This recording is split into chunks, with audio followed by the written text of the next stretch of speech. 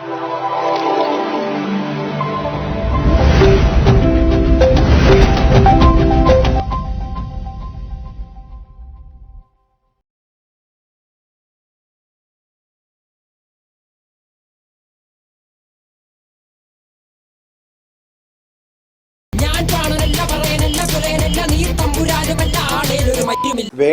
ഇന്നൊരു വ്യക്തി മാത്രമല്ല, ഒരു പ്രസ്ഥാനമായി കേരളത്തിൽ വളർന്നുകൊണ്ടിരിക്കുമ്പോൾ ആ വേടൻ ഉയർത്തിക്കൊണ്ടുവരുന്ന പാട്ടും കവിതയും എന്താണ്, എങ്ങനെയാണ് എന്നതിനേക്കാൾ പ്രധാനം ആരെയാണ് പ്രദാനം ചെയ്യുന്നത് എന്നതാണ്.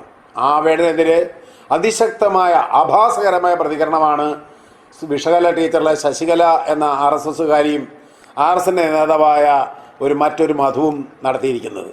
പക്ഷേ സമകാലിക കേരളം അത്തരമൊരു വിഷയത്തെ പൊതുസമൂഹം കണ്ടില്ല എന്ന് നടിക്കുന്ന ഒരു സാഹചര്യത്തിലാണ് ശ്രീ സണ്ണി കബിക്കാടുമായിട്ട് സംസാരിക്കേണ്ടി വരുന്നത്. എന്താണ് സർ വേടനെതിരായിട്ടുള്ള അത്തരം ഒരു ആക്ഷേപത്തെ സാർ എങ്ങനെയാണ് കാണുന്നത്? വേടനെതിരായിട്ടുള്ള ആക്ഷേപം, വേടൻ യഥാർത്ഥത്തിൽ മലയാളി സമൂഹത്തിനകത്ത് ഈ കഴിഞ്ഞ കുറേ നാളുകളായിട്ട് ചെയ്തെടുത്തത് എന്ത് എന്ന കാര്യമാണ് നമ്മൾ ആദ്യമായി ഇന്ന് പരിശോധിക്കേണ്ടത്. ഇത് വേടൻ തന്നെ തുറന്നു പറയുന്നതിന് പ്രകാരം അദ്ദേഹം ഒരു അംബേദ്കറേറ്റാണെന്നാണ് അദ്ദേഹം പറയുന്നത്. അംബേദ്കറിൻ്റെ സാമൂഹ്യ നീതി ആശയങ്ങളെയാണ് അദ്ദേഹം പിൻപറ്റുന്നത്. PN കാളിയുടെ നീതിക്ക് വേണ്ടിയുള്ള പോരാട്ടത്തെയാണ് അദ്ദേഹം പിൻപറ്റുന്നത്. അതിലൂടെ മാനവികമായൊരു സമൂഹം ഉണ്ടായി വരണം എന്നുള്ളതാണ് അദ്ദേഹം ആഗ്രഹിക്കുന്ന കാര്യം. അത് തുറന്ന് പറയുന്നുണ്ട്. അത് തുറന്ന് പറഞ്ഞിട്ടാണ് ഈ പാട്ടൊക്കെ പറയുന്നത്. മറച്ചു മാത്രമല്ല പുള്ളി എല്ലാവരെയും കുറിച്ച് പറയുന്നുണ്ട്. തീരദേശവാസികളെ കുറിച്ച് അത്തരം പാട്ടുകൾ. അപ്പോൾ അദ്ദേഹം ഒരു പുതിയൊരു ഫോർമാറ്റ് കണ്ടുപിടിക്കും. കേരളത്തിൽ ഇന്നലെ വരെ ഇല്ലാത്ത ഒരു ഫോർമാറ്റ്. ഞാനൊക്കെ ഒരു 40-45 വർഷമായിട്ട് ഈ മേഖലയിലുള്ള ഒരാളാണ്.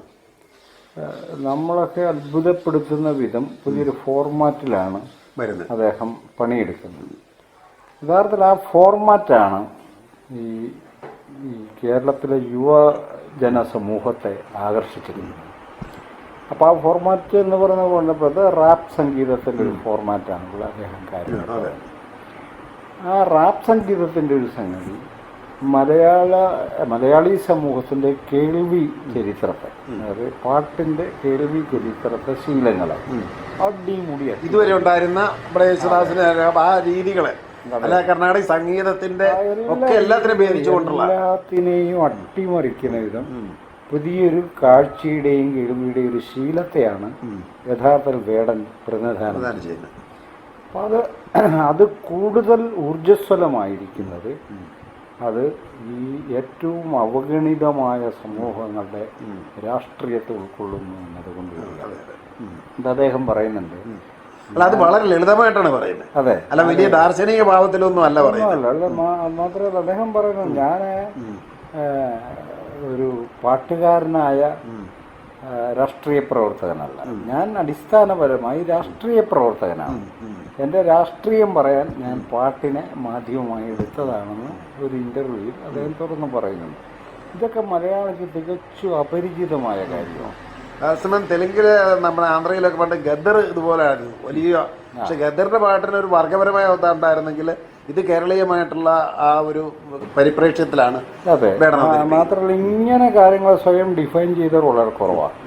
നമ്മൾ രണ്ട് തരത്തിൽ ഇതിനെ കാണണം. ഒന്ന്, ഈ കേരളീയ സമൂഹത്തിലെ കലാകാരന്മാർ ശുദ്ധ മനുഷ്യരാണെന്നും ഞങ്ങൾക്ക് ജാതിയോ മതമോ ഒന്നുമില്ലെന്നും ഞങ്ങൾ രാവിലെ എഴുന്നേറ്റ് കുളിച്ചൊരുങ്ങി പാല് മാത്രം കുടിക്കുന്നവരാണെന്നുള്ളൊരു മുഖഭാവത്തിൽ ജീവിക്കുന്നവരാണ്. അവിടെയാണ് ഈ വേടൻ എന്ന് പറയുന്ന ചെറുപ്പക്കാരൻ തികച്ചും വ്യത്യസ്തമായൊരു രൂപഭാവങ്ങളോടെ രംഗപ്രവേശനം. മറ്റേത് കർണാടക സംഗീതത്തിൽ പാടാൻ പറ്റില്ലെന്നേ, അവരെത്ര ശ്രമിച്ചാലും ഇത് പാടാൻ പറ്റില്ല. അവരുടെ പാട്ട് പാരമ്പര്യം ഇതല്ല. കാരണം നമ്മൾ അതിനെ കാണണം. ഇത് കേവലമായി ഒരു ദളിത് പ്രതിനിധാനമാണ് വേടൻ എന്ന വാദത്തിൽ ഞാൻ എന്തായാലും അങ്ങനെ കാണുന്നില്ല. അതിനപ്പുറം ചുരുക്കി കാണേണ്ടതില്ല. കാരണം മലയാളിയെ അടിമുടി സ്വാധീനിക്കുന്ന ഒരു വലിയൊരു സോഷ്യോ പൊളിറ്റിക്കൽ അവിടേക്ക് വരുന്ന ആളുകളെ നമ്മൾ കാണുമ്പോൾ സ്വാഭാവികമായിട്ട് നമുക്ക് അങ്ങനെ പരിപ്രേക്ഷ്യം വരാൻ പറ്റില്ല. അതെ, അല്ല, അത് അങ്ങനെയാണ്. ഈ ഇത്തരം ബ്രേക്കുകൾ ഇനി സംഭവിക്കാൻ പോകുന്നൊരു കാര്യം, ഇത്തരം ബ്രേക്കുകൾ ഇനി കീഴ്ത്തട്ടിൽ നിന്ന് ഉണ്ടാകാൻ പോകുന്നുള്ളൂ. അതാണ് ഇപ്പോൾ TS ശ്യാംകുമാറിൻ്റെയും വേടൻ്റെയും വിനിൽ പോളിന്റെ ഹിസ്റ്ററി നമ്മൾ കൺമുന്നിൽ കാണുന്ന കാര്യമാണ്. പുതിയ അപ്സർജാണ് അവര് ശരിക്കും അവർക്കേ പറ്റത്തുള്ളൂ. പറ്റത്തുള്ളൂ. അതാണ് എൻ്റെ സർഗശേഷിയുടെ ഉറവിടം. അപ്പോൾ ഒറ്റ പുസ്തകം എഴുതി കേരളത്തിലെ ഏറ്റവും പ്രശസ്തനായ ഒരു എഴുത്തുകാരനുണ്ട് വിനിൽ പോൾ. ഒറ്റ പുസ്തകം. അതോടെ കേരളത്തിൽ ഇതുവരെ ഉണ്ടായിരുന്ന നിലവലിനാഥ ചരിത്ര ഗതികളെ അദ്ദേഹം വഴിതിരിച്ചു വിട്ടു. വഴിതിരിച്ചു വിടുകയും ആസ്ഥാന ചരിത്ര പണ്ഡിതന്മാർ ഷോക്കായി, അക്ഷരാർത്ഥത്തിൽ തകർന്നു പോയി. അപ്പോൾ ഞാനത് ശ്രദ്ധിച്ചൊരു കാര്യം, ഈ പുസ്തകം പുറത്തു വന്നപ്പോൾ കേരളത്തിലെ പ്രമുഖരായ പലരും അത് വായിച്ചിട്ട് വളരെ ഗംഭീരമായ അഭിപ്രായം പറയുന്നു. ബെന്യാമിനെ പോലൊരാളൊക്കെ പറഞ്ഞത് ഞാൻ ഈ വർഷം വായിച്ചുള്ള ഏറ്റവും നല്ല പുസ്തകം, അങ്ങനെയാ പറയുന്നത്.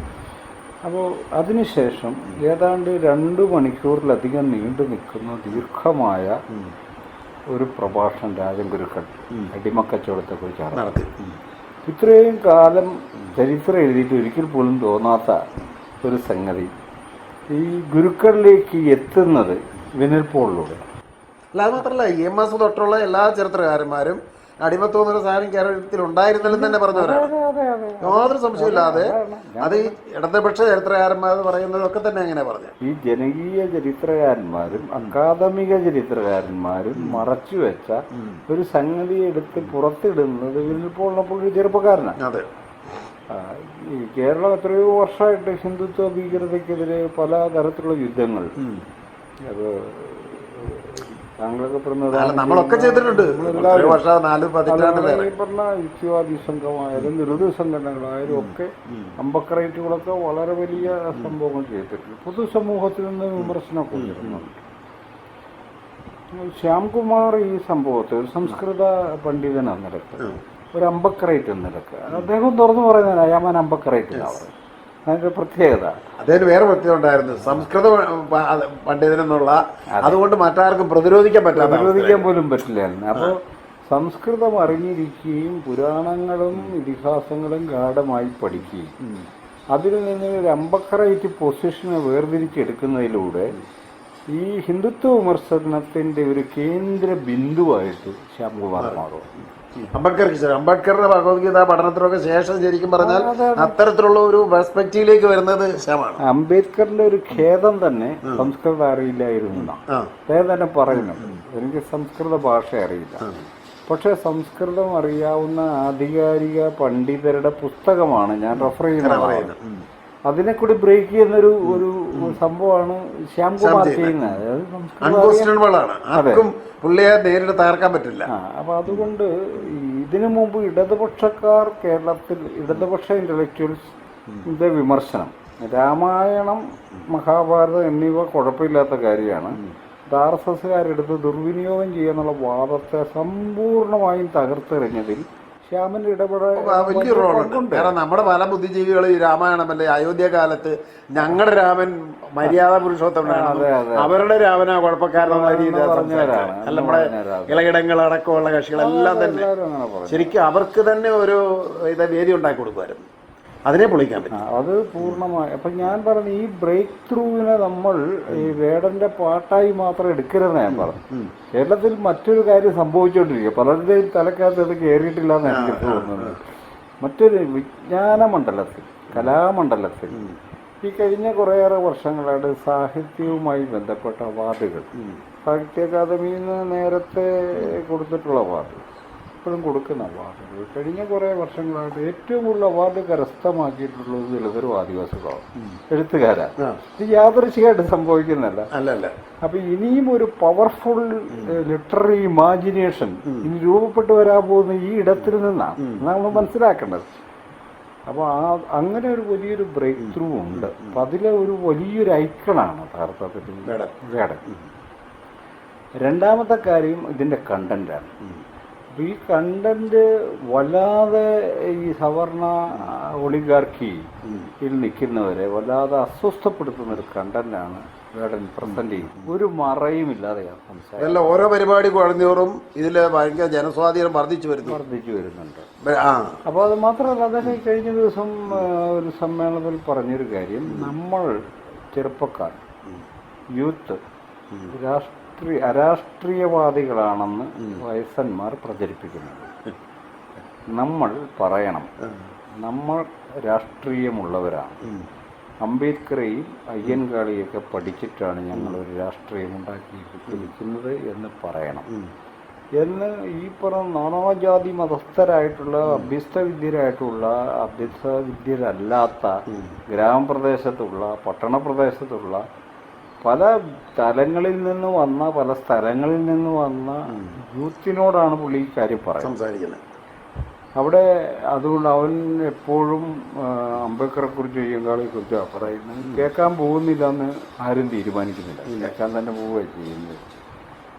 അപ്പം അങ്ങനെ അദ്ദേഹത്തിൻ്റെ ഒരു കണ്ടന്റ്, അതായത് ഈ ജീവിതത്തിൽ നമ്മളുടെ വ്യക്തിപരവും സാമൂഹികവുമായ ജീവിതാനുഭവത്തെ മറ്റൊരു തരത്തിൽ വ്യാഖ്യാനിച്ച് ഒരുപക്ഷെ മലയാള കവികളിൽ ഏറ്റവും പ്രധാനപ്പെട്ട കവിത എഴുതിയിട്ടുള്ള ഒരാൾ വേടൻ ഇപ്പം ജീവിച്ചിരിക്കും. കാലത്തെ അതിജീവിക്കണം. മാത്രമല്ല അത് ഏതെങ്കിലും ഒരു വിഭാഗത്തെ മാത്രമായിട്ട്, ഒരു ജാതിയെ മാത്രമായിട്ട് ഒരിക്കലും അഭിസംബോധന ചെയ്യുന്നില്ല, ഒരു വംശീയതയും പറയുന്നില്ല. പക്ഷെ അങ്ങേർക്കെതിരെ ഈ ശശികല ഇത്ര വംശീയാധിക്ഷേപം നടത്തുന്നു പറയുമ്പോൾ നമ്മൾ അതിനെ എങ്ങനെ കാണുന്നത്? അതിനകത്തൊരു ശശികല എവിടെയും നമ്മൾ ഈ ശശികല ആരാണെന്ന് നമ്മൾ പരിശോധിക്കുമ്പോഴാണ് അതിൻ്റെ ഒരു അന്തർധാര എന്താന്ന് പിടികിട്ടുന്നത്.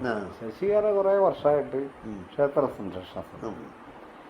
അപ്പോൾ കുറേ വർഷത്തിന് മുമ്പ് ഈ ശശികല എന്നുള്ളത് നമ്മൾ സൂക്ഷ്മമായിട്ട് ശ്രദ്ധിക്കുന്ന ആർക്കെങ്കിലും ഒക്കെ അറിയാവുന്ന ഒരു കഥാപാത്രം എന്നുള്ളതല്ലാതെ പുറത്തു വന്നൊരാളൊന്നും അല്ല.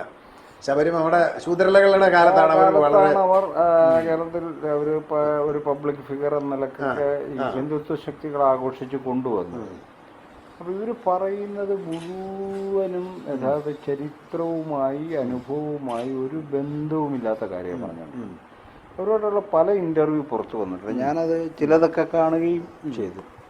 അപ്പോൾ ഇൻ്റർവ്യൂ ചെയ്യുന്ന ആൾ ടീച്ചർ പറയുന്നത് ശരിയല്ലല്ലോ, ഇങ്ങനെയല്ലേ കാര്യം എന്ന് പറയും. ഇവർ വേറൊരു കാര്യമാണ് പറയുന്നത്. അവർ അതിനെക്കുറിച്ച് പിന്നെ അവർ സംസാരിക്കുന്നത് അതിങ്ങനെ കണ്ടന്റ് ഒന്നും അവർക്കില്ല, ഒന്നുമില്ല. അത് കൂടി ഈ വർഗീയത വംശീയത പറയുക അപ്പുറത്തേക്ക് വരുന്ന അവർക്കില്ല. അവരൊരു ഇമാജിൻഡ് ഹിന്ദുവാണ്, സ്വയം കൽപ്പിത ഹിന്ദുവാണ്.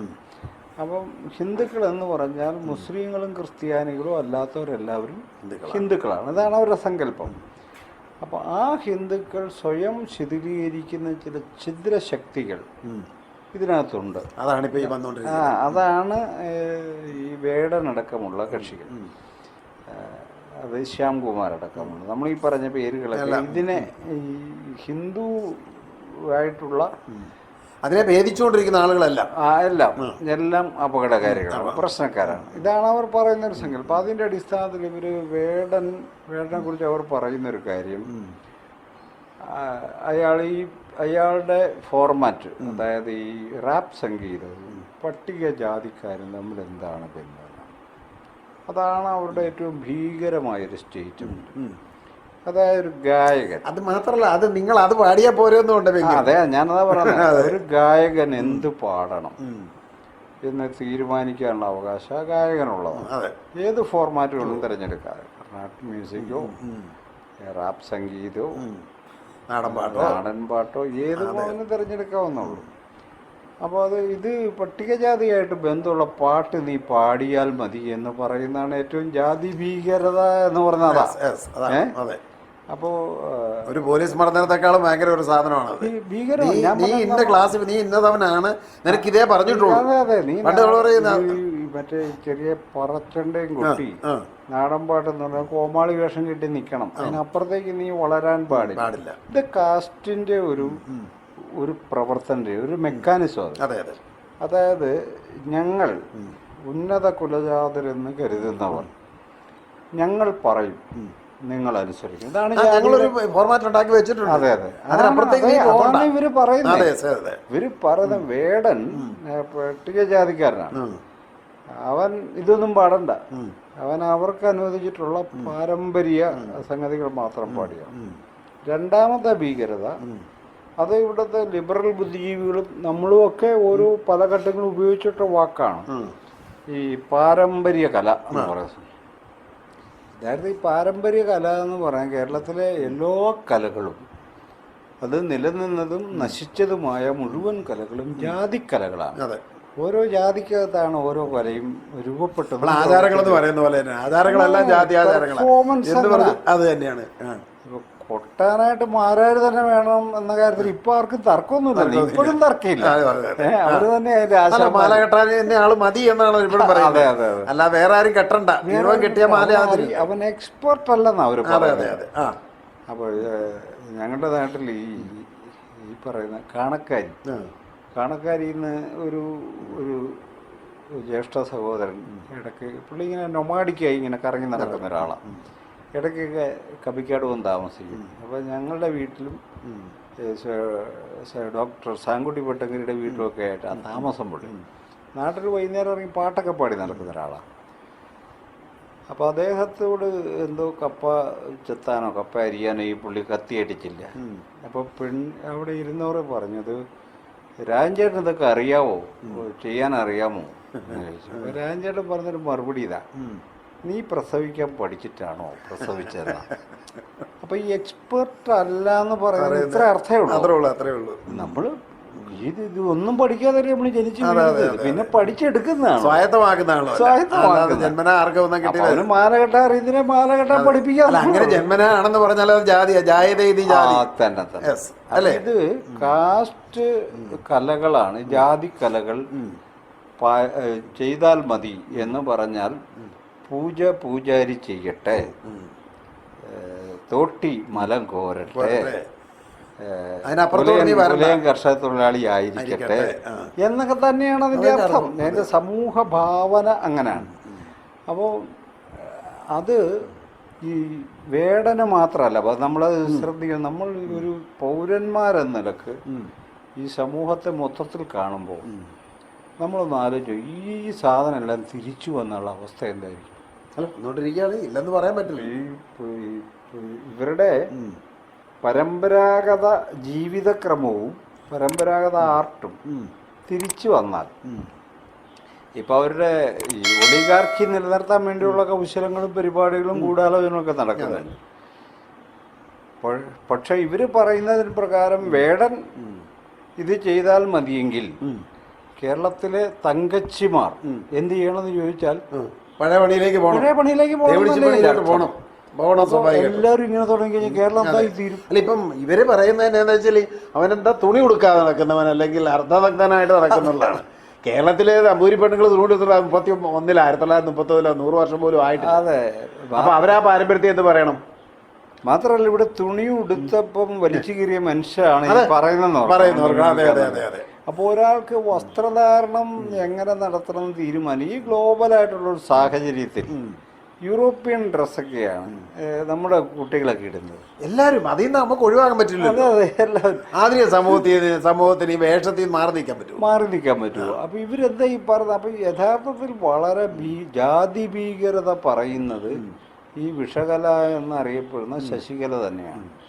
ഈ ശശികല പക്ഷെ അതിനേക്കാൾ മൂന്നാമതൊരു പ്രധാനപ്പെട്ട ഒരു കാര്യം, ഇത് സമാജത്തിൽ അസ്വസ്ഥത. അവിടെയാണ് സമാജം എന്താണെന്നുള്ള ഉദ്ദേശിക്കുന്നത്. സമാജം എന്നുള്ളതാണ്, അതാണ് നമ്മൾ പരിശോധിക്കുക. ഏത് സമാജത്തിന്റെ കാര്യമാണ് ശശികല പറയുന്നത്? ഈ സമാജത്തിന്റെ കോൺട്രാക്ട് തന്നെയാണ്. ഈ സമാജം എന്ന് പറയുന്നത് RSSന്റെ ടേമാണ്. സമാജം, സമൂഹം എന്നവർ പറയില്ല, സമാജം എന്നേ പറയുള്ളൂ. അത് ഈ ജാതി ഘടനയെ ആദിവാസി എന്ന് പറയാത്ത പോലെയാണ് വനവാസി എന്ന് പറയുന്നത്. അവർക്ക് പ്രധാനപ്പെട്ട ഒരു കാര്യമാണ്. സമാജം എന്ന് പറയുന്നത് നേരത്തെ മുൻകൂറായൊരു ആന്തരിക ഘടന തീരുമാനിക്കപ്പെട്ട ഒരു കൂട്ടമാണ്. സവർക്കറൊക്കെ അതെ. അപ്പൊ ആ സമാജത്തിൽ അതിന് കൃത്യമായ ഡ്യൂട്ടിയുള്ള ജാതികളായി തിരിഞ്ഞ വർണ്ണങ്ങളായി തിരിഞ്ഞൊരു സംഭവമാണ് സമാജം. സമാജത്തിൽ റൈറ്റ് ഇല്ല, സമൂഹത്തിൽ റൈറ്റ് ഉണ്ട്. സമാജത്തിൽ ഡ്യൂട്ടി മാത്രമേ ഉള്ളൂ, റൈറ്റ് ഇല്ല. പക്ഷെ സമൂഹം എന്ന് പറഞ്ഞാൽ അത് റൈറ്റ് ഉണ്ട്. ജനാധിപത്യത്തിലേക്ക് ഉത്തരവ്. അതുകൊണ്ടാണ് ഇവർ സമാജം എന്നുള്ള വാക്ക് ഉപയോഗിക്കും. ഇനി അവർ ഹിന്ദു സമാജത്തെയാണോ പട്ടികജാതി സമാജത്തെയാണോ ഉദ്ദേശിക്കുന്നത്? അപ്പോൾ അവർ ഈ ശശികല മനസ്സിലാക്കേണ്ട ഒരു കാര്യമാണ്.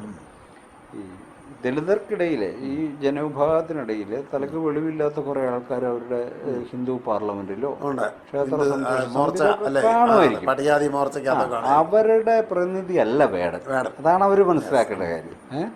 അവർക്ക് വേടനെ വിമർശിക്കുന്നതിന് പ്രശ്നം സംഗീതത്തെ വിമർശിക്കാം. വേടന്റെ പാട്ടിന് സംഗീതത്തെ വിമർശിക്കുന്ന അത് ഓരോരുത്തരും വിമർശനത്തിന് അതീതമല്ല. പിന്നെ അല്ല അത് ചെയ്യാം. പക്ഷെ ഇത് വിമർശനമല്ല. അല്ല, ഇത് ജാതി അധിക്ഷേപവും വംശീയ വിദ്വേഷവും. മൂന്നാമത്തെ ഏറ്റവും പ്രധാനപ്പെട്ട കാര്യം സമാജത്തിന് അസ്വസ്ഥത ഉണ്ടാകുന്നു എന്നത് നമ്മൾ തടയണം എന്നാവും. ആര് തടയണം? പറയുന്നേ. അത് മാത്രമല്ല, അവരത് ഉപയോഗിച്ചൊരു വാക്ക്, ഭീകരമായൊരു പദം കഞ്ചാവോളി എന്നൊരു വാക്ക് അവർ ഉപയോഗിച്ചത്. ഏറ്റവും അറപ്പുള്ള വാക്കുന്ന ഏറ്റവും മ്ലേച്ഛമായ ഒരു പദമാണ് അവർ ഉപയോഗിച്ചത്. അത് അവരങ്ങനെ ഉപയോഗിച്ചു എന്ന് പറഞ്ഞാൽ നമ്മൾ എങ്ങനെയാണ് അവരെ കാണേണ്ടത് ഈ ഒരു സമൂഹത്തില്? അല്ല, അവർക്ക് ഈ പറഞ്ഞ ഒരു വിലയും മലയാളി സമൂഹം അത് ഇല്ലാന്ന് വ്യക്തമായതോടുകൂടി അത് ഈ സംഘപരിവാർ സംഘം എഴുന്നള്ളിച്ചുകൊണ്ട് നടക്കുന്ന തലക്ക് വെളിവില്ല എന്നുള്ളത് അവരുടെ പ്രസംഗം കേട്ടാൽ തന്നെ മനസ്സിലാവും. അപ്പോൾ അവർ ആ വാക്ക് അത് ഈ ഹിന്ദു സംസ്കാരം എന്ന് ഇവർ പറയുന്ന സംസ്കാരത്തിലുള്ളതാണെന്നേ. അത് ഈ കഞ്ചാവോളി എന്നൊന്നും വിളിച്ചാൽ അതൊരു തെറ്റല്ല. ഇപ്പം തുണി ഉടുക്കാതെ അയാൾ തുണിയില്ലാതെ തുള്ളുന്നു. അപ്പോൾ ഞാൻ പറഞ്ഞ ഈ ശശികല യഥാർത്ഥം ചെയ്യേണ്ടത് ഈ ദിഗംബരന്മാർക്ക് ഓരോ നിക്കർ മേടിച്ചു കൊടുക്കുക. അവരതല്ലേ ചെയ്യേണ്ടത്? അതല്ല, ഇപ്പൊ രാഷ്ട്രഭാരത സംസ്കാരം പറഞ്ഞ നമ്മൾ കുംഭമേള കണ്ട എന്താണ്? തുണി ആയിരക്കണക്കിനെണ്ണം കഞ്ചാവ് പഠിച്ച് തല കുത്തി പറഞ്ഞ് തുണിയില്ലാതെ നടക്കുന്ന ചിത്രങ്ങൾ നമ്മൾ എത്രയോ ദിവസങ്ങൾ, ഒരു ദിവസം. അവരൊക്കെ ദൈവങ്ങളാ ശശികലയ്ക്ക്. അവരൊന്നും കഞ്ചാവോളികളല്ല. അവര് കഞ്ചാവോളികളല്ല. അല്ല. അപ്പൊ ഇപ്പൊ ഒരുത്തരം ഇതിൽ കൂടെ നടക്കണ്ടല്ലോ, ഒരു കൗബീനെ മാത്രം എടുത്തോണ്ട് എത്ര ആയിരങ്ങളാണ്. ഇത് ആരാണ് അവന്? എന്താ അത് നമ്മൾ ശ്രദ്ധിച്ചോ? ആ ചിത്രം വളരെ സൂക്ഷ്മമായിട്ട് ശ്രദ്ധിച്ചാൽ ഇയാളൊരു കോണാൻ പോലൊരു സാധനം മാത്രം എടുത്തിട്ടാണ് നിൽക്കുന്നത്. ഇയാൾ എന്നിട്ട് ഈ ഒരു വടിയുണ്ട് അയാളുടെ കയ്യിൽ. ആ വടി ഇങ്ങനെ നീട്ടി കൊടുക്കുന്നുണ്ട്. അപ്പൊ അതിന്റെ അറ്റത്ത് പിടിച്ച ആൾക്കാർ സായുജ്യം അടയുന്നു. അപ്പൊ ഇത് ശരിക്കും പറഞ്ഞ ഇദ്ദേഹത്തിന് ലിംഗത്തിന്റെ ഒരു പ്രതീകമാണ് വടി യഥാർത്ഥത്തിൽ ഇങ്ങനെ ചെയ്യുന്നത്. അത് കുംഭമേളയിൽ അത് തന്നെയാണ്. കുംഭമേളയിലെ പ്രധാന ഐറ്റങ്ങളിൽ ഒന്നാണ് ഈ സാധനം. അതെ അതെ, ഈ ലിംഗത്തിലെ ഇത് കല്ല് കെട്ടി നോക്കി ഫോട്ടോ ഒക്കെ വന്നു സ്ത്രീകൾ വന്ന് നമസ്കരിക്കുന്നതും. അതെ അതെ, കൈയൊക്കെ ഇടുക. ഇഷ്ടംപോലെ കണ്ടു. അതോടൊപ്പം തന്നെ ഈ കഴിഞ്ഞ പ്രാവശ്യത്തെ കുംഭമേളയിൽ പുറത്തു വന്നൊരു ഇത്, ഒരു സന്യാസിയുടെ തുണിക്കകത്തേക്ക് വേറൊരു സന്യാസി കൈ ഇട്ടിട്ട് നീളം എടുക്കുക. പുറമേ നിന്നൊക്കെ എത്രയും ആഭാസകരമായ ഒരു സാധനത്തിനകത്ത് നിന്നിട്ടാണ് ഇവരിത് പറയുന്നെന്ന് ഓർക്കണം. മാത്രവുമല്ല, ഇവര് ഇയാള് ഏത് വസ്ത്രം ധരിക്കും? ഇതിന്റെ എല്ലാം ക്ലച്ച് കിടക്കുന്ന കണ്ടോ? വേടൻ ഏത് വസ്ത്രം ധരിക്കണം, ഏത് പാട്ട് പാടണം, എങ്ങനെ ജീവിക്കണം, ഇതൊക്കെ ഞങ്ങള് തീരുമാനിക്കുന്ന ഈ പറയുന്നത്. അതങ്ങ് ശാഖയിൽ പോയി പറഞ്ഞാൽ മതി എന്നാണ് നമുക്ക്. അല്ല, ഇവരുടെ പൂർവ്വ അമ്മച്ചിമാരെല്ലാം എങ്ങനെ നടന്നിരുന്നത്? അന്ന് തേവിടിച്ച സമ്പ്രദായം ഒരു കഴകമായിരുന്നു, ഡ്യൂട്ടിയായിരുന്നു. 12-13 നൂറ്റാണ്ട് വരെ ഈ അമ്പലങ്ങള് ഈ വേശ്യാലയങ്ങളായിരുന്നു. നമ്മളാരും പറഞ്ഞ കളങ്കുളം കുഞ്ഞമ്പിള്ള അടക്കമുള്ളവർ പറഞ്ഞ കാര്യമാണ്. എന്നിട്ട് അവരുടെ അതേക്കുറിച്ചൊന്നും മിണ്ടാ പോയത്. ആ പാരമ്പര്യം ഇപ്പോഴും നിലനിർത്തണമെന്ന് അവർ പറയുന്നുണ്ടോ? അല്ല, ആ പാരമ്പര്യം നിലനിർത്തരുതെന്നാണ് നമ്മൾ ആവശ്യപ്പെടുന്നത്. കേരളത്തെ നശിപ്പിക്കരുതെന്നാണ് പറയുന്നത്.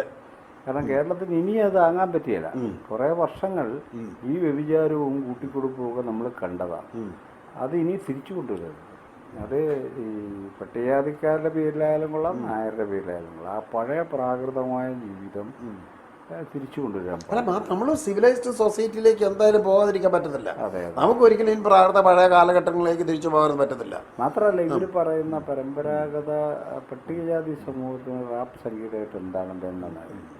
ഇപ്പോൾ ഡോക്ടർ BR അംബേദ്കർ നമ്മളോട് ഉപദേശിച്ചിട്ടുള്ളൊരു കാര്യം, നിങ്ങൾ പാരമ്പര്യ തൊഴിലുകളും പാരമ്പര്യ ജീവിത ഇടങ്ങളും ഉപേക്ഷിച്ച് പോകണം എന്നാണ് പറയുന്നത്. അത് പറഞ്ഞല്ല, നിങ്ങൾ ഈ ബ്രാഹ്മണാധിപത്യം മാത്രമല്ല ഈ ആചാര രീതികളെല്ലാം പൂർണ്ണമായി ഉപേക്ഷിച്ചിട്ടൊരു ജാതിരഹിത സമൂഹം സ്പേസിൽ നിന്ന് രക്ഷപ്പെടാതെ പറ്റത്തില്ല. അപ്പോൾ അതുകൊണ്ട് വേടൻ ചെയ്യുന്ന കാര്യം, ഞങ്ങൾ പാരമ്പര്യത്തെ നിഷേധിക്കുന്നു. ആ നിഷേധിക്കാതെ ഇവൻ അന്തസ്സുള്ളൊരു ജീവിയായിരിക്കാൻ പറ്റില്ല. ഈ പാരമ്പര്യത്തെ സമ്മതിക്കാന്ന് പറഞ്ഞാൽ നമ്മൾ ഇനിയും തൊഴുത് വളഞ്ഞ് നിൽക്കാന്നും കൂടിയല്ലേ അതിന്റെ അർത്ഥം. അപ്പോൾ പാരമ്പര്യത്തെ നിഷേധിക്കേണ്ടി വരും. അത് അല്ല പൊയ്കലപ്പച്ചൻ്റെ പാട്ടുകളും അയ്യങ്കാതൊക്കെ അതിനൊക്കെ പുതിയൊരു ആവിഷ്കാര രീതി തന്നെ വേടൻ കൊടുക്കുന്നുണ്ട്. ഉണ്ട് ഉണ്ട്. അപ്പം അത് ഇതുവരെ നമ്മൾ മറന്നുപോയ പലതിനെയും ഓർമ്മിപ്പിക്കുകയും ചെയ്യുന്നുണ്ട്. മാത്രമല്ല വേടൻ ഒരു വിഭാഗത്തെ മാത്രമല്ല പ്രതിദാനം ചെയ്യുന്നത്, മലയോരങ്ങളിലെ അതുപോലെ തന്നെ തീരദേശങ്ങളിലെ ഭൂമിയില്ലാത്ത മാത്രമല്ല ദരിദ്രരുടെ ഏറ്റവും ഗുരുതരമായ ഭൂമി പ്രശ്നം വരെ ഉന്നയിക്കുന്നുണ്ട്. അപ്പൊ അത് ഇവരെ ഭയങ്കരമായിട്ട് വിരളി പിടിപ്പിക്കുന്ന സംശയം. അദ്ദേഹം ഇതിപ്പോ കേരളത്തിലെ RSSകാരോ ഇന്ത്യയിലെ RSSകാരോ വേടനോട് പാടണ്ടെന്ന് പറഞ്ഞാൽ വേടന് ലോകത്തോട് പാടാൻ പറ്റും. വേടന്റെ ഈ സംഗീതം യൂറോപ്പിലുള്ളവനും ആഫ്രിക്കയിലുള്ളവനും അമേരിക്കയിലുള്ളവനും ആസ്വദിക്കാൻ പറ്റും.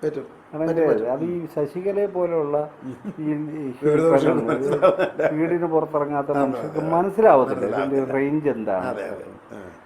അദ്ദേഹത്തിന് ലോകത്തോടാണ് സംസാരിക്കുക. അതുകൊണ്ടാണ് അദ്ദേഹത്തിൻ്റെ ഒരു പാട്ടിൽ ലോകത്തിലെ വിവിധ രാജ്യങ്ങളിൽ മനുഷ്യൻ നേരിടുന്ന നിരവധി സംഗതികൾ, സൊമാലിയയിലെ കുട്ടികളുടെ ദാരിദ്ര്യം എല്ലാം പറയാം, അങ്ങനെ തുടങ്ങി ആ വെള്ളത്തിൽ വീണ് മരിക്കുന്ന ആ കമന്ന് കിടന്ന ആ ചിത്രം, ആ ഒരു ചെറിയ കുട്ടിയുടെ കാര്യം പറയുന്നു. ഇങ്ങനെ ലോകത്ത് ദുഃഖിതരായിട്ടുള്ള മുഴുവൻ മനുഷ്യരുടെയും കാര്യങ്ങളിലേക്ക് ഒരു കലാകാരൻ എന്നുള്ള നിലയിൽ ഇവന് ശ്രദ്ധ ചെന്ന് പതിക്കുന്നു.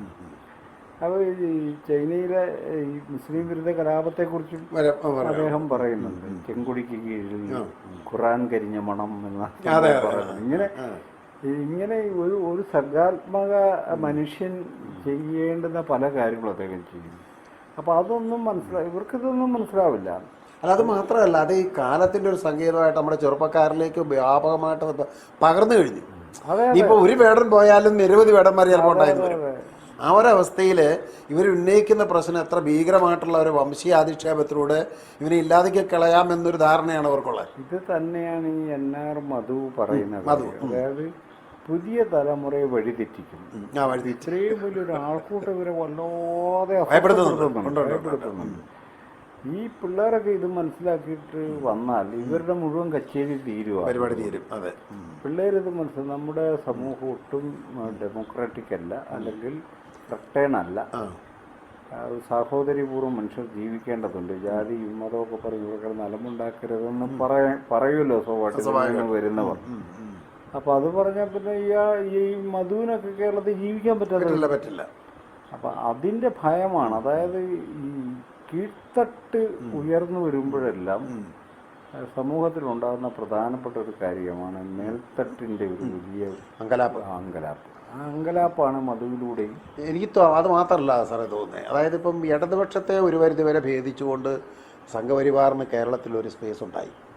ഒരുപക്ഷെ ആ സ്പേസിനെ തള്ളിക്കളയുന്ന രീതിയിലുള്ള നിലപാടാണോ വേടൻ ഉയർത്ത രാഷ്ട്രീയത്തിലൂടെ വരുന്ന ഒരു പ്രശ്നമില്ലേ? ഈ ഇടതുപക്ഷത്തെ ഭേദിച്ച് എന്ന് പറഞ്ഞാൽ അവർ ഉയർത്തിക്കൊണ്ട് വന്നിരുന്ന പല കാലങ്ങളെയും അതിജീവിക്കാൻ അവർക്ക് വളരെ പെട്ടെന്ന് പറ്റി. അവർക്ക് എളുപ്പമാണ്. പക്ഷെ ഇത് വേടനെ അതിജീവിക്കാൻ അത്ര എളുപ്പമാണ് അല്ല. അതേ പറഞ്ഞ ആ സ്പേസിലേക്ക് വേടൻ വരുമ്പോൾ സ്വാഭാവികമായിട്ട് ഇവർക്കുണ്ടാകുന്ന അങ്കലാപ്പല്ലെന്നാണ് ചോദിച്ചത്. അതെ. കാരണം ഈ മറ്റേതെന്ന് പറയുന്നത് ഇന്ത്യൻ രാഷ്ട്രീയ ധാരകളെ നമ്മളെടുത്ത് പരിശോധിച്ചാൽ രാഷ്ട്രീയ കാര്യങ്ങളിൽ അഭിപ്രായ വ്യത്യാസം കോൺഗ്രസും സോഷ്യലിസ്റ്റും കമ്മ്യൂണിസ്റ്റുകാർക്കും ഒക്കെ ഉണ്ടെങ്കിലും ഈ ഒരു സാംസ്കാരിക മണ്ഡലമെന്ന നിലക്ക് ഈ ഹിന്ദുത്വത്തോടൊരു വിമർശനമൊന്നും ആർക്കും ഉണ്ടായില്ല. അപ്പം അതുകൊണ്ട് ഈ ഹിന്ദുത്വത്തിലെ പങ്കാണ് എല്ലാവരും പല രൂപത്തിൽ ഉപയോഗിച്ചുകൊണ്ടിരുന്നത്. അല്ല, അതിന്റെ ഭാഗമാണ് തങ്ങളെന്ന് എല്ലാവരും ഓരോ ഏതാണ്ട് അംഗീകരിക്കുന്നത്. സണ്ണി സാറോ അല്ലെ ശ്യാമ അതുപോലുള്ള ഒരു തലമുറ ഒരു വിഭാഗം ആൾക്ക് മാത്രമേ അതിനെ ഭേദിക്കുന്ന തരത്തിലേക്ക് അതിനെ പൂർണ്ണമായി തള്ളിക്കളഞ്ഞുകൊണ്ട് അമ്പറക്കറായിട്ട് നിലവിലേക്ക് വരാൻ പറ്റുന്നു. അതെ. ഞാൻ പറയുന്നത് അങ്ങനെ അതിങ്ങനെ നമ്മളും പറഞ്ഞു അത് മഹത്വവൽക്കരിച്ചുകൊണ്ടിരിക്കുകയാണ്. അതെ. അപ്പൊ അവർക്ക് എളുപ്പമാണ് സംഭവം ആ സ്പേസ് പിടിച്ചെടുക്കാൻ. എളുപ്പമാണ്. അപ്പോൾ കമ്മ്യൂണിസ്റ്റ് ഉദാഹരണം പറഞ്ഞ കർണാടക സംഗീതം എന്നൊക്കെ പറയുമ്പോൾ നമുക്കെന്തോ വലിയൊരു ദിവ്യമായ ഒരു സാധനമാണ്. ഇപ്പൊ TM കൃഷ്ണ എന്ന് പറയുന്ന സംഗീതജ്ഞനെ ഇവരെല്ലാം നിഷേധിച്ചെന്തുകൊണ്ടാണ്? TM കൃഷ്ണ ചേരിയിൽ പോയി പാട്ട് പാടി. അപ്പൊ തെരുവുകളിൽ പോയി പാട്ട് പാടും. കർണാടക സംഗീതം ദിവ്യമായതുകൊണ്ട് തെരുവിൽ പാടാൻ പാടില്ല എന്ന് പറഞ്ഞപ്പോഴാണ് കൃഷ്ണ അതിനെ തള്ളിക്കളഞ്ഞത്. അപ്പൊ കൃഷ്ണ ഇവരെല്ലാം എന്ത് ചെയ്ത് ബഹിഷ്കരിച്ചു. അപ്പം വളരെ കൃത്യമായ വളരെ വ്യക്തമായും പറയുന്നുണ്ട് എന്താണ് ഈ കർണാട്ടിക്. പുള്ളിയുടെ ഒരു പ്രധാനപ്പെട്ട ഒരു ബുക്ക് കർണാട്ടിക് സംഗീതത്തെ കുറിച്ചും അപ്പം അതിനകത്ത് വ്യക്തമായി കാസ്റ്റും ഈ കർണാട്ടിക് സംഗീതവും തമ്മിൽ എങ്ങനെയാണ് മിങ്കിൾ ചെയ്ത് വന്നിട്ട് ഫോം ചെയ്ത് വന്നിട്ടുള്ളത്. പുള്ളി പറയുന്നത് വളരെ സംഗീത ചിട്ടയനുസരിച്ച് ഒരാൾ കർണാട്ടിക് മ്യൂസിക് പരിശീലിക്കുകയാണെങ്കിൽ ഒന്നുകിൽ അവൻ ബ്രാഹ്മണനായിരിക്കണം, അല്ലെങ്കിൽ അവൻ ബ്രാഹ്മണനായി തീരും. മറ്റുള്ളവർ അംഗീകരിക്കലായിരിക്കും. ഞങ്ങളൊരുണ്ടായിരുന്ന ഒരു വേദിയിൽ അദ്ദേഹം പറഞ്ഞു, പാട്ട് നിങ്ങളാരും പറഞ്ഞതിനകത്ത് ഭക്തിയൊന്നും കൊണ്ടുകൊണ്ടല്ല ജനം ഇത് കേൾക്കുന്നത് എന്ന് പറഞ്ഞു. അതെ അതെ അതെ, അതിന്റെ രാഗവും താളവും ലയവും അങ്ങനെ ഒരു ഓഡിയൻസിന് ഈ പരമ്പരാഗതമായിട്ടുള്ള കർണാട്ടിക് മ്യൂസിക് കാണുന്നില്ല. അത് സംഗീതത്തെ ഒരു ലഹരിയായിട്ടും അമ്പലത്തിലും കൊട്ടാരത്തിലും മാത്രം സാധനമാണല്ലോ അത്. അപ്പം ഇത് അതുകൊണ്ട് തന്നെ അവർക്കത് എളുപ്പമാണ്. പക്ഷെ ഇതെന്ന് പറയുന്നത് നിഷേധത്തിൻ്റെ ഒരു സംഭവം. ഇപ്പോൾ ശ്യാംകുമാർ ഇപ്പോൾ കഴിഞ്ഞ ദിവസം പറഞ്ഞത് ശരിയാണോ തെറ്റാണോ എന്ന് എനിക്കറിയില്ല. ഒരാൾ എന്നോട് പറഞ്ഞൊരു കാര്യമാണ്, കേരളത്തിലെ പ്രമാണിയായിട്ടുള്ള ഇടതുപക്ഷ ബുദ്ധിജീവിയും ശ്യാംകുമാറും അതോടൊപ്പം തന്നെ BJPയുടെ CPMൻ്റെ സംസ്ഥാന സമ്മേളനത്തിൻ്റെ ഭാഗമായി സെമിനാർ. അപ്പോൾ ഈ BJP പ്രതിനിധി ആദ്യം സംസാരിക്കുക, കൃഷ്ണദാസ് സാറിനെ. പുള്ളി പറയുന്ന കാര്യം ഈ ഇടതുപക്ഷ ബുദ്ധിജീവി കുഴപ്പമില്ലെന്നാണ് പുള്ളി പറയണേ. അവർക്കറിയാം ഓൾറെഡി പുള്ളി കുഴപ്പമില്ല, പക്ഷെ ശ്യാം അപകടകാരിയാണ്. അപ്പോൾ പരസ്യമായിട്ട് പറയണമെന്ന് ഓർക്കണം. അപ്പോൾ ഇടതുപക്ഷത്തിനോടൊപ്പം നിൽക്കുന്ന ആ എഴുത്തുകാരനെ സംബന്ധിച്ചിടത്തോളം തികച്ചും ആത്മഹത്യാപരമാണ് ആ അഭിപ്രായം. അവൻ ഇത്രയും കാലം ചെയ്തത് യൂസ്ലെസ് ആണെന്നാണ് മറ്റേ പുള്ളി പറഞ്ഞതിനർത്ഥം. കാരണം അവര് നമ്മുടെ കക്ഷത്തിലായി. അതെ അതെ, ഇവനെ ഇനി ഒതുക്കാൻ പറ്റത്തില്ല എന്നുള്ളത് തന്നെയാണ് അതിന്റെ കാരണം എന്ന് പറഞ്ഞാൽ ഇത് പൂർണ്ണമായും തള്ളിപ്പറയേണ്ടതാണ്. ഇതിനകത്ത് ഈ പറഞ്ഞ ആനകുതിര കാര്യമൊന്നുമില്ലെന്നാണ് ശ്യാം പറഞ്ഞുകൊണ്ടിരിക്കുന്നത്. നിങ്ങൾ ഈ ദാനം കൊടുക്കണം, ആർക്ക് ദാനം കൊടുക്കുന്ന കാര്യമാണ് ഇതിനകത്ത് പറഞ്ഞിട്ടുള്ളത്. ബ്രാഹ്മണർക്ക് മാത്രമേ ഉള്ളൂ ദാനം, വേറെ പറയുന്നുണ്ട്. അതെ. അപ്പോൾ ശ്യാമതാ ചോദിക്കുന്നു, വേറെ ഭൂമി ഇല്ലാത്തവർക്ക് ദാനം കൊടുക്കണമെന്ന് പറയുന്നു. ഞങ്ങളൊന്നും ഇല്ലെന്ന് നിങ്ങൾ വെറുതെ തെറ്റിദ്ധരിച്ചിരിക്കുന്ന. ഇതിനകത്ത് മൊത്തം ബ്രാഹ്മണ സേവയാണ് ആഘോഷം. അങ്ങയോട് ബ്രാഹ്മണർക്ക് ഭൂമി തന്നെ നൽകുകയാണല്ലോ, അതാണല്ലോ ചെയ്യേണ്ടത്. അതെ അതെ അതെ, അതിനാണല്ലോ ദൈവങ്ങളെല്ലാം അവതരിക്കുന്നത്. അതാണല്ലോ പുള്ളി. അത് അല്ല, ശ്യാമത് വളരെ ആധികാരികമായി ഗ്രന്ഥങ്ങളെ കോട്ട് ചെയ്തൊക്കെ പറയുമ്പോൾ ഇവർക്ക് നിശബ്ദരാകാതെ പറ്റില്ല. അതാണ് അതിൻ്റെ ഒരു സംഭവം. പക്ഷേ എനിക്ക് സാറേ പറയാനുള്ള ഒരു വിമർശനം അല്ലെങ്കിൽ ഒരു പ്രശ്നം എന്ന് പറഞ്ഞാൽ, ഇപ്പം ഈ പറഞ്ഞ പ്രശ്നം വരുന്നു, നമ്മുടെ പേരൂർക്കടയിലെ ബിന്ദുവിൻ്റെ പ്രശ്നം വരുന്നു. ഇത്ര അതിരൂക്ഷമായിട്ടുള്ള ഒരു ദലിത് വിരുദ്ധ നിലപാടുകൾ കേരളത്തിൽ ഇത്ര പരസ്യമായി പ്രഖ്യാപിച്ചിട്ട് കേരളത്തിലെ ബുദ്ധിജീവികൾ, അതിന് പ്രത്യേകിച്ച് എനിക്ക് തോന്നുന്നത് ഈ ദലിത് നേതാക്കന്മാരടക്കമുള്ളവർ എവിടെ പോയി എന്നുള്ളൊരു ചോദ്യമില്ല. അവർക്ക് എന്താ പറ്റിയത്? അല്ല, അവർക്ക് എന്ത് പറ്റിയെന്നുള്ളതൊന്നും എനിക്കറിയത്തില്ല. അല്ല, ഞാൻ പറഞ്ഞ ഒരു 10 വർഷം മുമ്പായിരുന്നു എങ്ങനെയില്ല. അപ്പം നമ്മളിതിപ്പം നമ്മളെല്ലാം ഈ ജാതി വിരുദ്ധ മതേതര പ്രസ്ഥാനത്തിൻ്റെ കാലഘട്ടത്തിൽ എപ്പോഴും നമ്മൾ ചോദ്യങ്ങൾ ചോദിച്ചുകൊണ്ടിരുന്നു. ഇപ്പം അവിടെ അയിത്തം ആചരിക്കുമ്പോഴോ അല്ലെങ്കിൽ ഇവിടെ ഈ പ്രശ്നങ്ങൾ ഉണ്ടാകുമ്പോഴോ ഒക്കെ നമ്മൾ അതിൻ്റെ മുന്നിൽ ശക്തമായ പ്രതിഷേധങ്ങൾ നിരവധി നടത്തിയിട്ടുണ്ട്. അപ്പം വൈക്കത്താണെങ്കിൽ നമ്മൾ ജാതി താരത്തിനെതിരെ സമരം നടത്തി കഴിഞ്ഞ വർഷം. സാറാണ് സമ്മേളനത്തിലുണ്ടായിരുന്നു, ഞാനും ഉണ്ടായിരുന്നു. ഈ വർഷം അവർ തീരുമാനം മാറ്റി, ഇനി ജാതിത്താലം വേണ്ട എന്നവർ തീരുമാനിച്ചല്ലോ വൈക്കത്ത്. അപ്പം എന്ന് പറയുന്ന പോലെ ഇത്ര അയിത്താചരണങ്ങൾക്കൊക്കെ എതിരായിട്ട് ജനകീയ പ്രക്ഷോഭങ്ങൾ പലപ്പോഴും കുറേ കാലങ്ങളിൽ 80കളിലൊക്കെ അതിശക്തമായിട്ട് നടന്നിട്ടുണ്ട്. എന്തുകൊണ്ടാണ് ഈ കാലഘട്ടത്തിൽ, ഇത്ര ഒരു കാലഘട്ടത്തിൽ എന്തുകൊണ്ടാണ് അങ്ങനെ നടക്കാതെ പോകുന്നുള്ളതാണ്? അല്ല, ബാക്കിയുള്ള കാര്യങ്ങളൊക്കെ നടക്കുന്നുണ്ട്, നമ്മളതോട് കാണണം.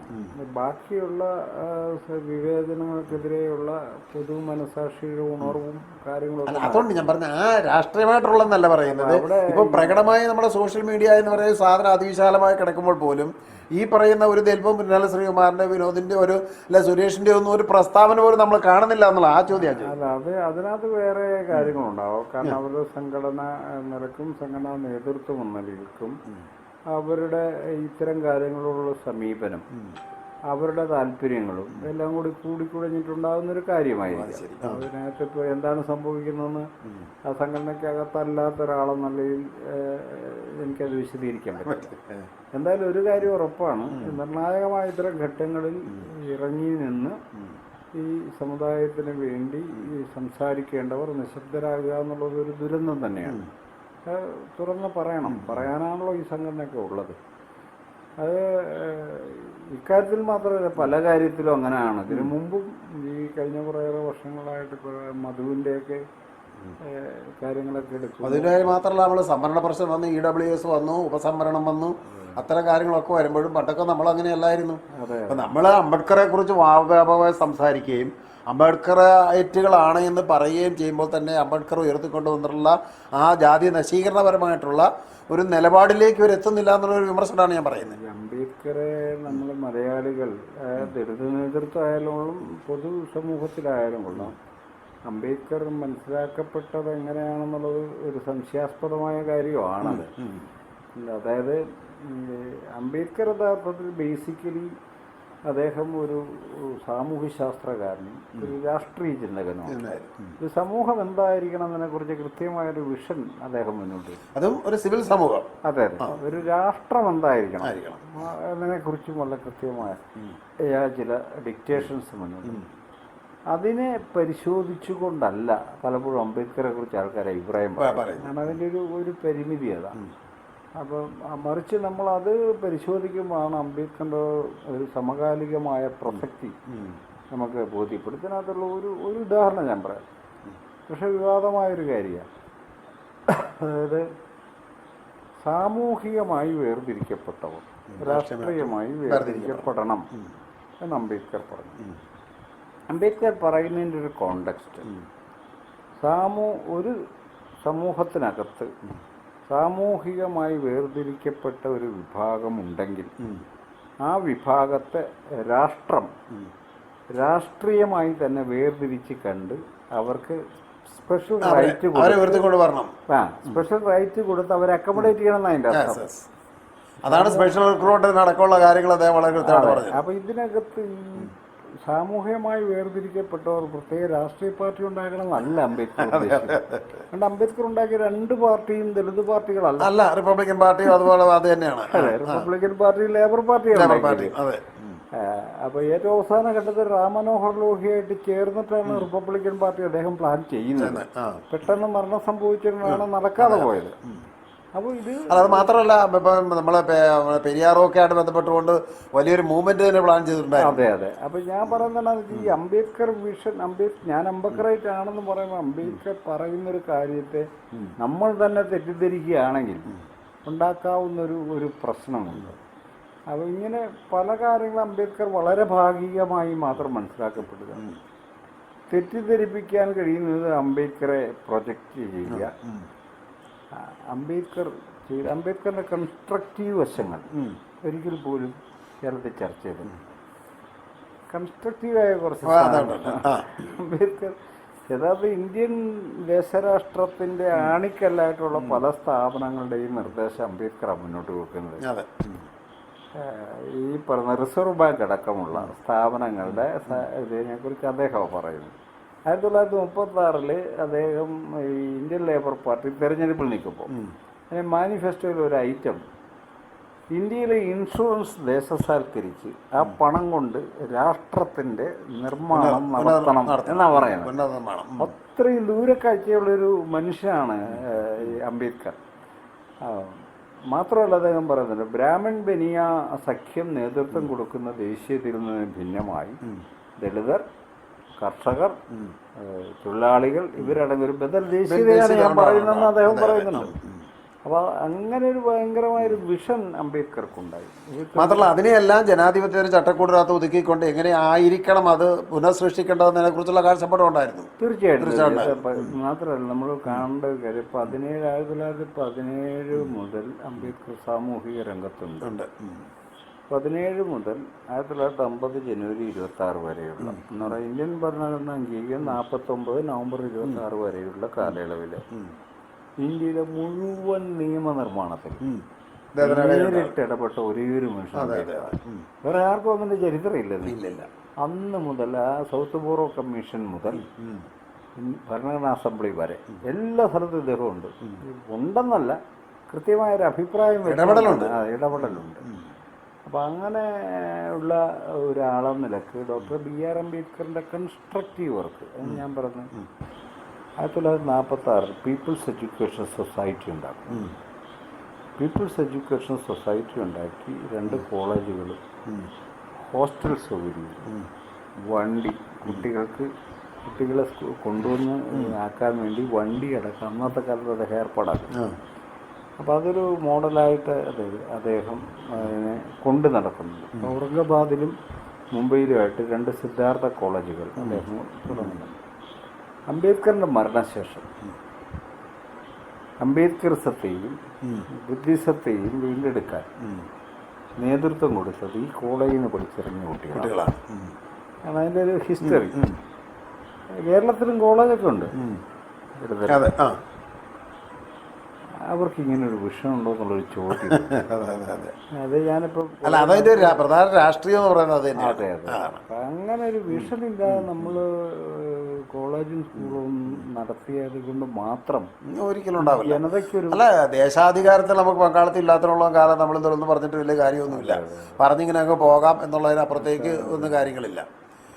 അപ്പോൾ നമുക്ക് ഇത് സമാപിക്കുമ്പോഴും ഇപ്പം ബേഡനെതിരായിട്ടുണ്ടായിട്ടുള്ള ഇത്ര ഒരു കടുത്ത നിലപാട്, അത് പ്രത്യേകിച്ച് ഹിന്ദുയിസത്തിൻ്റെ ഭാഗത്തല്ല സവർണ ബ്രാഹ്മണിക്കൽ ഹെഗമണിയിൽ നിന്ന് ഉണ്ടാകുമ്പോൾ നമ്മൾക്കതിനെ എങ്ങനെയാണ് പ്രതിരോധിക്കാൻ കഴിയുക എന്നൊരു പ്രശ്നമില്ലേ? ഇത് പ്രതികരിക്കപ്പെടുന്നില്ല എങ്കിൽ എന്തായിരിക്കും എൻ്റെ അവസ്ഥ? അല്ലാതെ പ്രതിരോധിക്കപ്പെടുന്നില്ല എങ്കിൽ എന്നൊരു ഓപ്ഷൻ ഇല്ല. പ്രതിരോധിക്കപ്പെട്ടുള്ളതാണ് എൻ്റെ ഒരു സ്ഥിതി. ഞാൻ വിചാരിക്കുന്നിടത്തോളം കേവലമായി നമ്മൾ ഇതിനു മുൻപ് കണ്ട 80കളിലൊക്കെ കണ്ട ദളിത് പ്രസ്ഥാനങ്ങളായിരിക്കില്ല അതിനെ പ്രതിരോധിക്കുക. ദളിത് പ്രസ്ഥാനങ്ങൾ അതിൻ്റെ ഒരു പ്രധാന ഘടകമായിരിക്കാൻ വഴിയുണ്ട്. മറിച്ച് ഒരു പുതിയ ഡെമോക്രാറ്റിക് സമൂഹത്തിന് വേണ്ടിയുള്ള ശക്തികളായിരിക്കും വേടൻ്റെ സംരക്ഷകരായിട്ട് രൂപപ്പെടേണ്ടതെന്ന് എനിക്ക് തോന്നുന്നു. അപ്പം അങ്ങനെ ഒരു സാമൂഹ്യ ശക്തി ഇപ്പോൾ നിലവിലുണ്ടെന്ന് ചോദിച്ചാൽ നമുക്ക് വിസിറ്റ് ചെയ്ത് കാണാൻ പറ്റില്ല. പക്ഷേ ഇതിന്റെ സംരക്ഷണം അങ്ങനെ ഒരു ശക്തിക്ക് മാത്രമേ ഏറ്റെടുക്കാൻ പറ്റത്തുള്ളൂ. മറ്റാരേറ്റെടുത്താലും അത് പരാജയം. കാരണം അവർക്ക് മാത്രമേ ആ മർദ്ദിതമത എന്താണെന്ന് അറിയുന്നവന് മാത്രമേ അതിനെതിരെ സ്ട്രഗിൾ ചെയ്യാൻ പറ്റത്തുള്ളൂ. ഒരു പുതിയൊരു ഡെമോക്രാറ്റിക് വിഷൻ ഉള്ള ഒരാൾക്ക് മാത്രമേ ഇതിന്റെ ഒരു പ്രാധാന്യം മനസ്സിലാക്കി ഇടപെടാൻ പറ്റൂ. അല്ല, ഒരാൾ എന്തു പാടണം, എന്തു പാടരുത്, എന്തു പറയണം, എന്തു പറയരുത് എന്ന് പറയാൻ ആർക്കാണ് അവകാശം? ഒരു ജനാധിപത്യ സമൂഹത്തിൽ ആർക്കാണ് അവകാശം എന്നുള്ള ചോദ്യമല്ലേ ശരിക്കും വരുന്നത്? മാത്രമല്ല, ആ അധികാരഭാവം വരുന്നത് ജാതിയിൽ നിന്നാണെന്ന് കൂടി മനസ്സിലാക്കി. അവിടെയാണ് അതിന്റെ പ്രശ്നം വരുന്നത്. അതെ അതെ അതെ അതെ അതെ. ഇത് ശശികലയുടെ അഹങ്കാരമായിട്ടാ മനസ്സിലാക്കി പോയി. ശശികല ഒരു പ്രതീകം മാത്രം. ശശികലയുടെ ആ ശബ്ദം വരുന്നത് നമ്മുടെ ഈ ബ്രാഹ്മണിക്കൽ ആ സിസ്റ്റത്തിൽ തന്നെയാണ് വരുന്നത്. ബ്രാഹ്മണിക്കൽ പാട്രിയാർക്കിയുടെ ഒരു സംഭവമാണ് തലക്കകത്ത് കിടക്കുന്നത്.